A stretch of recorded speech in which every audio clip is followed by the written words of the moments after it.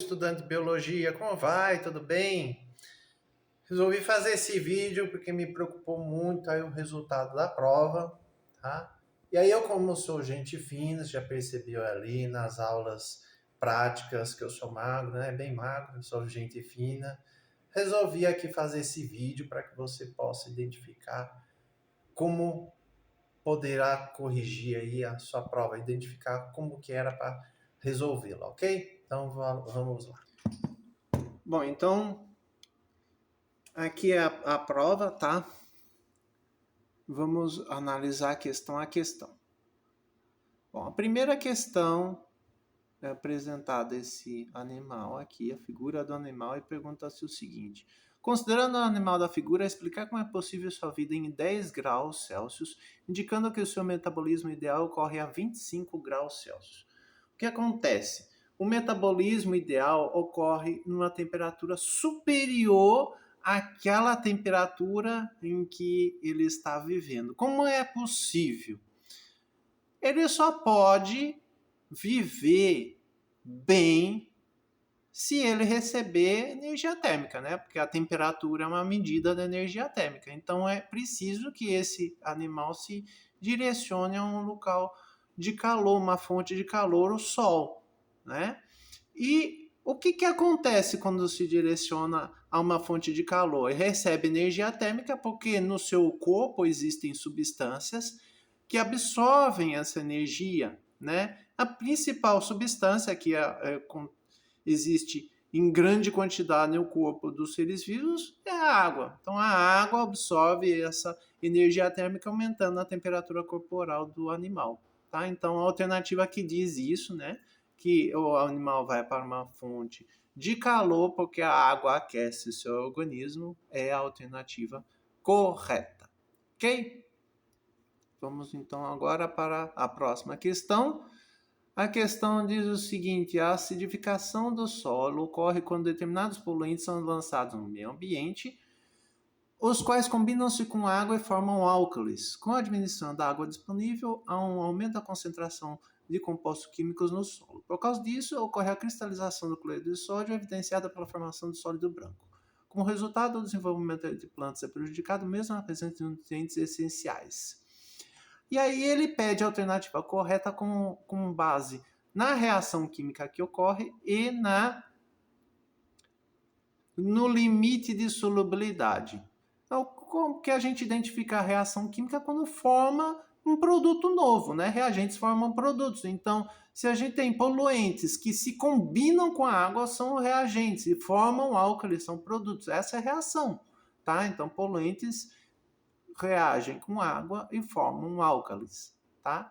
E o limite de solubilidade, ele só pode ser atingido quando a gente tem a solução na qual começa a haver a formação do sólido. É como a cristalização do cloreto de sódio. Então, o limite de solubilidade do cloreto de sódio é atingido.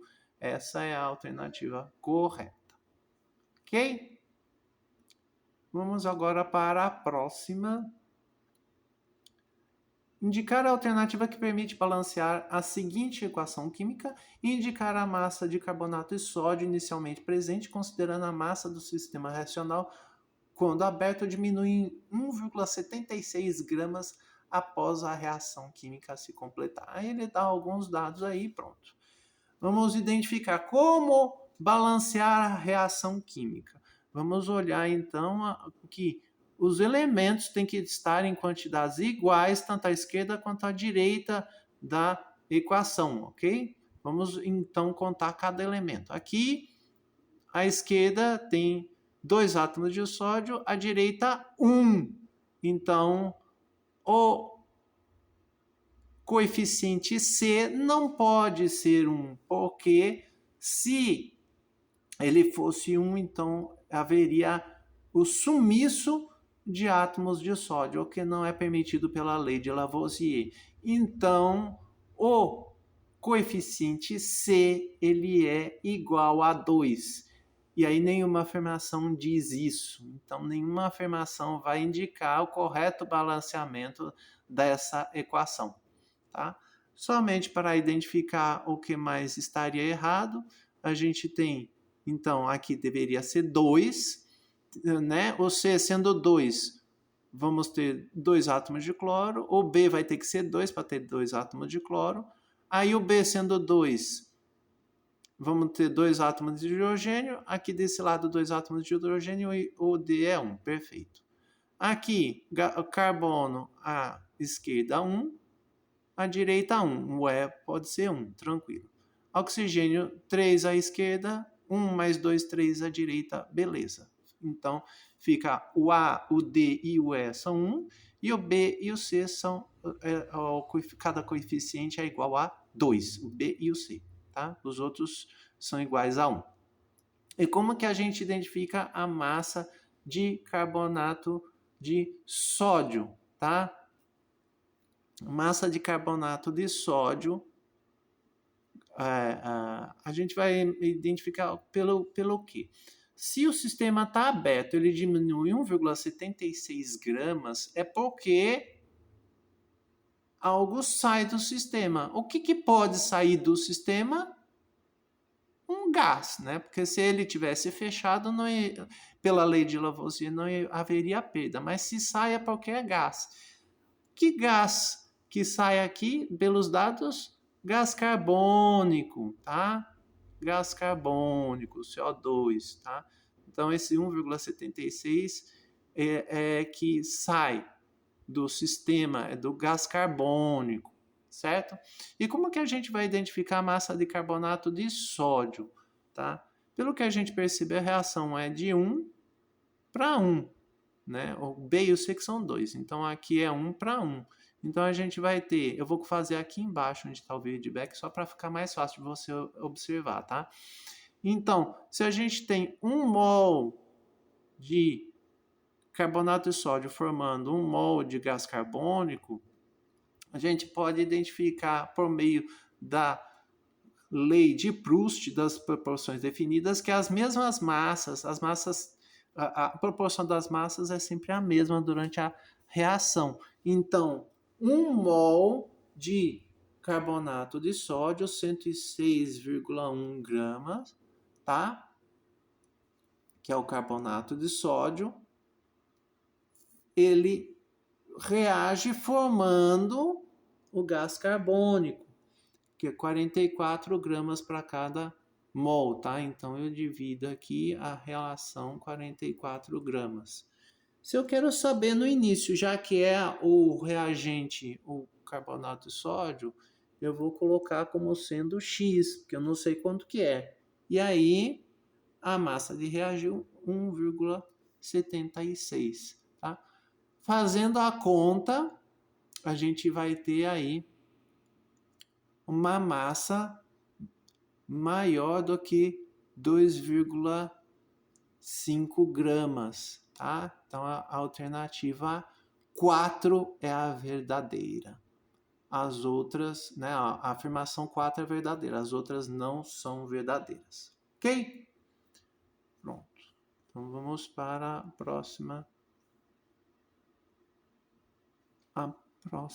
alternativa, a próxima questão. Tá? Bom, a gente tem aqui, tem que fazer a associação, né? Então vamos lá. Vamos fazer a associação. O que conduz corrente elétrica em solução aquosa? Sais, ácidos, bases, né? Apesar de ácido ser molecular, mas ele conduz corrente elétrica porque ele se ioniza. E, da mesma forma que o hidróxido de amônio, que é a única base molecular, ela também se ioniza, tá? As outras bases, elas se dissociam, formam íons em solução aquosa. Quais são os compostos moleculares? Açúcares, ácidos, gases atmosféricos, gorduras, gasolina, né? Mas aqui os ácidos também são moleculares, ok? Vamos pular aqui as duas alternativas, vamos fazer nessa daqui. Não conduzem corrente elétrica, só porque as outras precisam da configuração eletrônica, tá? Não conduzem corrente elétrica em solução aquosa, gordura, gasolina e gases atmosféricos, tá?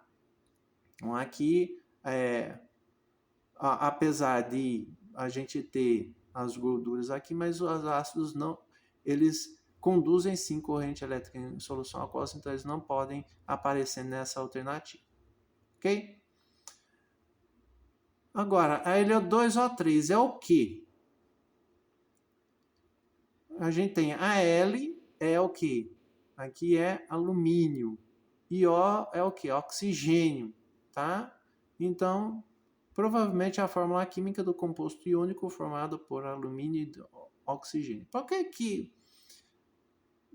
Por que pode ser essa alternativa? Né? Por que um composto iônico? Quando fizermos aqui a distribuição do alumínio, vai dar, para dar 13 seria um S2, 2 elétrons, 2S2, 2 elétrons, 4, né? 2P6 dá 10 elétrons, 3S2 dá 12, 3P1 dá 13, tá? Então ele vai ter 3 elétrons na última camada, a tendência dele é liberar esses elétrons formando um íon positivo. Ao passo que se a gente fizer do oxigênio, que são 8, 1S2, 2 elétrons, 2S2, 4 elétrons, 2P4 para dar 8 elétrons. Então vai faltar 2 elétrons. Ele vai admitir 2 elétrons para formar um íon negativo. Tá? Então, o Al, né, o alumínio, 3 mais, o oxigênio 2 menos, a gente vai formar um composto iônico mesmo, porque é um positivo, outro negativo, e quando procuramos identificar aí a quantidade de íons, basta a gente inverter aqui as cargas para formar os coeficientes, então dá exatamente essa fórmula. Por isso, então, realmente é a fórmula química do composto formado por alumínio e oxigênio. Beleza? Agora vamos ver ao que está faltando a configuração eletrônica do íon mais estável de potássio. Tá? O potássio é 19. Então vamos lá. 1S2 são 2 elétrons, 2S2 4 elétrons, 2P6 10 elétrons, 3S2 12 elétrons, 3P6 18 elétrons, 4S1 19 elétrons. Beleza. Como estamos analisando o íon vai obedecer à regra do octeto. Ele vai formar, então, uma espécie que possui a configuração eletrônica de um gás nobre. Então, esse um elétron que fica no nível 4s, ele vai ser liberado para que o potássio adquira estabilidade. Então, não vai existir o 4s, tá? Então, vai ser essa a alternativa. A configuração do átomo é outra resposta que não aparece. Beleza? Vamos lá, próxima questão. Aqui existem 4 fórmulas para a gente identificar qual que é a alternativa correta, a afirmação correta. As figuras C e D são as únicas alternativas incorretas porque apresentam um número diferente de átomos de hidrogênio na fórmula. A fórmula é o quê? C2H4. Então, são 2 átomos de hidrogênio, 4 de hidrogênio. Perdão, 2 átomos de carbono, 4 átomos de hidrogênio. Aqui tem 4 átomos de hidrogênio, tá certo. Então, não, essa alternativa não procede, tá? A D são só 2, realmente ela está errada, mas a C ela não procede. Afirmação 2. Somente as figuras A e C são incorretas porque existem ligações covalentes indicadas sem átomos ligados. Aqui a gente vê que realmente não existe átomo nenhum ligado aqui, tá?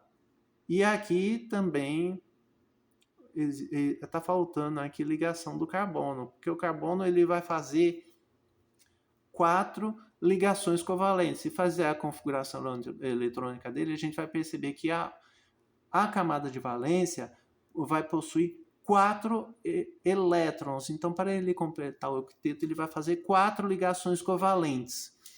E aí, como é que esse átomo de carbono à direita está fazendo somente 2 ligações? Como é que ele vai ficar estável? E a da esquerda que está fazendo 6, né? Então, aí essa fórmula não está adequada, embora não obedeça aí a afirmação 2, tá? Afirmação 2 também é falsa. Afirmação 3. A figura B é a única alternativa correta de representação da fórmula estrutural do etileno. Olha, se a gente olhar, carbono, 4 ligações, perfeito. Carbono, 4 ligações, perfeito. Cada átomo de hidrogênio, uma ligação, perfeito. Indicando que a molécula possui geometria trigonal plana devido à existência de orbitais hibridizados sp3 nos átomos de carbono. Até a hibridização está correta, porque uma dessas ligações tem que ser P mesmo, então não vai formar hibridização sp3, não é sp2 mesmo. Mas a gente já percebe aí, só olhando a molécula, que ela não possui geometria trigonal plana, não. Em torno do átomo de carbono, se a gente olhar só cada átomo de carbono, existe sim a geometria trigonal plana, mas a molécula toda não tem essa geometria. Então, a alternativa também não procede, não é verdadeira. Alternativa 4, afirmação 4. Somente a figura D é incorreta porque representa outro composto molecular.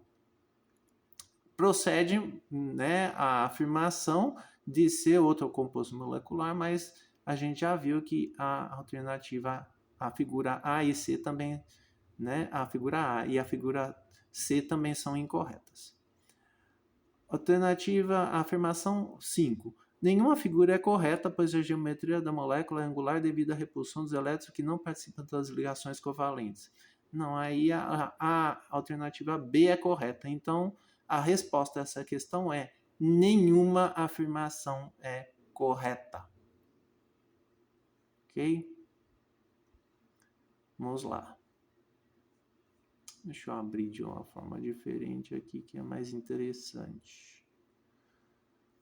Questão 6. Explica o motivo pelo qual o elemento da figura se liquefaz abaixo da temperatura de liquefação da água, né? Por que a gente tem aí um picolé em que a gente deixa ele ali junto do gelo, ele começa a se derreter antes do gelo? Por que ele começa a se derreter antes do gelo, né? Porque o que acontece é que existe, a gente já está vendo aqui na cor, né? Tem açúcar, ele é um alimento doce, tem corantes e tudo está dissolvido em água. Quando se dissolve um composto em água, ele atrapalha a formação do gelo. Então, se atrapalha a formação do gelo, a temperatura em que a água passa a ser líquida é menor do que 0 graus, tá? Então, aqui é a afirmação que, nesse caso, corresponde à alternativa D. Pode ter ocorrido aí uma outra alternativa, porque o sistema mistura as alternativas, tá? Então, devido à presença de açúcares solúveis na água do alimento, a temperatura de solidificação da água no interior do alimento é menor do que 0 graus. E qual que é a diferença da temperatura de liquefação da água e a de solidificação de água? É só qual é a transição. A temperatura é exatamente a mesma. A liquefação é de sólido para líquido e a solidificação de líquido para sólido. Mas a temperatura é exatamente a mesma, ok? Só muda conforme a condição, que nesse caso aí é a presença de açúcares, né? Mas para a mesma condição da presença de açúcares, tanto a de liquefação quanto a de solidificação é a mesma. Essa questão agora, todo biólogo devia saber. A imersão, essa parte da química é crucial para a biologia, precisa saber. Após a imersão no líquido, a folha da figura, né? Existia uma folha, tá vendo ali que é um vegetal. Ele passou a apresentar um aspecto diferente, né? Quando a gente olha na figura, ela está com um aspecto diferente. Por quê? Né? Por que emergiu no líquido e apresentou um aspecto diferente? É a osmose, né? O que acontece na osmose? As células vegetais, elas têm a membrana plasmática, que elas é uma membrana semipermeável, só deixa a água passar. E o que a osmose faz? É um fenômeno que ocorre de modo a igualar as concentrações das soluções nos diferentes meios. Como somente a água é que pode passar, e aí existe uma quantidade, uma solução fora da folha muito concentrada de sal, muito mais concentrada, então a água de dentro da folha vai sair. Ela saindo, a folha vai diminuir de tamanho, então ela vai murchar devido ao processo de osmose, ok? Então, como somente a água pode ser transportada, o sal não é transportado. Então, nesse caso aqui, é essa afirmação a correta. A água no interior do sal, se ela se direcionar ao exterior da folha em direção à solução, sem que outros componentes fossem transportados em qualquer sentido. Tá? E a última questão aqui, deixa eu abrir de outra forma. O colesterol é um tipo de gordura que é transportada pelo sangue por meio de proteínas, e esse transporte só é possível por quê? Se a gente pensa que o colesterol é uma gordura, tá? E o sangue é o meio aquoso, é a água, né? Tem muita água. Então a proteína ela vai funcionar como se fosse o sabão, porque ela se dissolve tanto na água quanto na gordura, né? A água é o que é polar, a gente já viu, né? Tem a ligação de hidrogênio e oxigênio. O oxigênio ele comporta aí a carga parcial negativa à volta dele e na região dos átomos de hidrogênio carga parcial positiva. Então é uma molécula polar, tá? Então a proteína tem essa interação com a água, por isso ela é chamada hidrofílica, hidro de amiga, né? Então hidrofílica da água, polar. E os óleos e gorduras, por conta das ligações de Van der Waals, que a gente não identifica onde que está a carga parcial positiva, então elas são apolares, tá?